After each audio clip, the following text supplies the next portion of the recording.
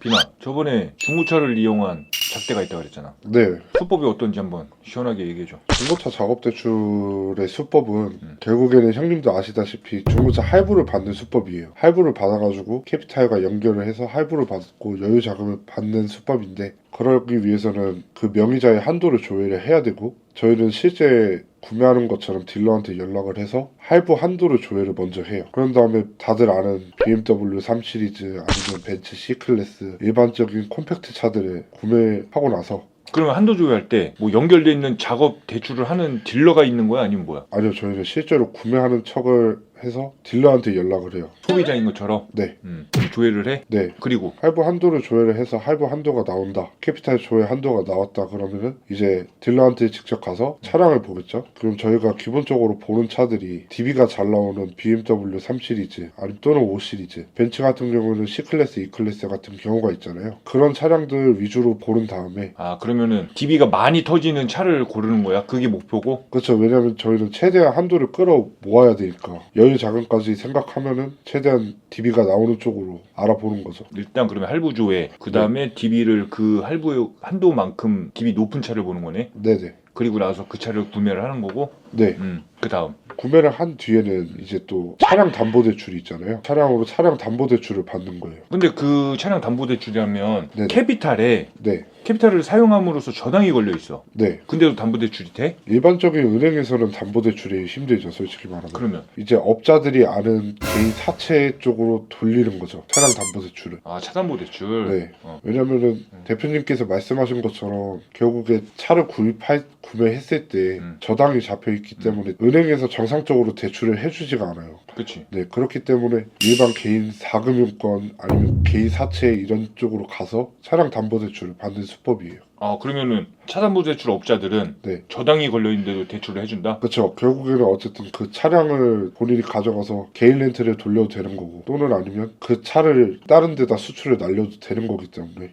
수출, 불법 수출을 한다? 네, 그러면은 몇 프로가 나와? 저당이 걸려 있는 차가? 그렇게 큰 금액은 받지 못해요. 만약에 이제 BMW 3 시리즈 같은 경우에 뭐 나이 어린 명의자들 기준으로 했을 때 1,800만 원대가 나온다고 치면은 그 중에서 절반 이하의 가격도 못 받는 상황이에요. 그럼 900? 900보다 더 못 받을 때도 있어요. 그럼 옛날 시절에 그 대포차 계산법이네? 네, 약간 반에 그런- 반이네? 그렇게 해서 또 그걸 맡기고 또 돈을 더 받아? 네, 그 다음에 만약에 원금이 회수가 안 돼. 그럼 이제 그거는 그 사채업자들이 수출을 날리던 개인 렌트를 돌리던. 렌트를 돌리던. 네, 그러면 캐피탈로 받아서 사채에다가 차담보대출을 받았어. 네, 그럼 이 총 금액이 있을 거 아니야. DB 네. 여유자금이 있을 거고 네. 사채업자한테 받은 돈이 있을 거고. 네, 그러면 그 작업대출 업자랑 네, 캐피탈을 터트린 분이랑 네. 몇 대 몇으로 나눠 대부분? 기본적으로 일단은 아까 제가 말씀드린 것처럼 1,800만 원대의 차량을 구입을 하였을 때 DB가 2,000에서 2,100까지 나왔다고 가정을 하고, 여유 자금이 그럼 300만 원인 거잖아요. 그 300만 원에서 뭐 딜러 수수료 이런 거 부가적인 거 다 빼면은 평균적으로 150 정도 남는다 생각하고, 기본적으로 6대 4로 나누긴 하는데요. 업자들에 따라서 다르겠지만 오히려 더 6대 4보다도 못 가져가는 경우도 있어요. 누가? 업자가 소비자가? 업자가 더 가져가는 경우도 있어요. 반대로 업자가 6일 경우도 있고, 아니면 업자가 7일 경우도 있고. 업자가 더 많이 가져갈 수도 있다. 네, 그럼 피해자분들은 신용은 본인 신용으로 날렸지만 네, 더 적어질 수가 있는 거네? 당연하죠. 당연하다고? 업자들은 결국에 명의자들의 돈을 뜯어내는 거예요. 말 그대로 따지고 보면 뜯어내는 거기 때문에 이 사람의 수수료가 얼마든 더 받고 싶어 하지 덜 받고 싶어 하진 않는단 말이죠. 그렇기 때문에 웬만큼은 명의자들이 가져가는 돈은 적게 가져간다 보면 될 것 같습니다. 그러면은 이 대출을 하신 분들이 있을 거 아니야. 네, 이분들이 그 사채업자한테까지 차를 날렸어. 네, 그러면 이분들이 네. 이 차를 다시 되찾는 분들이 있어 없어? 내 차를 되찾는 사람이 있습니다. 있긴 있어? 네, 근데 대부분 어때?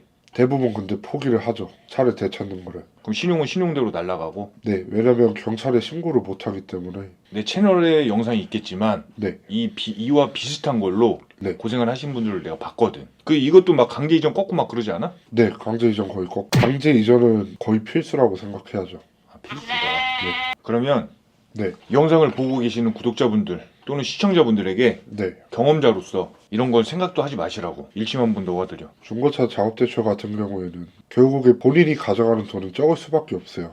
여유자금에다가 사채를 끌어다 써도 결국엔 수수료로 다 빠져나가기 때문에 본인이 가져가는 돈은 결국엔 적을 수밖에 없고 차량 원금과 이자를 갚아 나가야 되기 때문에 결국에는 손해보는 대출이라고 생각하시면 될 것 같습니다. 그러니 중고차 작업대출은 절대 하지 마세요. 결국에 손해만 봅니다. 전 경험자의 말처럼 굉장히 어렵고 힘든 겁니다. 그렇기 때문에 절대 자동차 작업 대출, DB 작업 이런 거는 꿈도 꾸지 마시고, 이 작업 대출을 생각 중이신 분들은 이 영상을 참고하셔서 다시는 생각도 하지 말아 주시기 바랍니다. 혹시라도 이런 일로 고생하고 계시는 피해자분들이 계시다면 연락 주세요.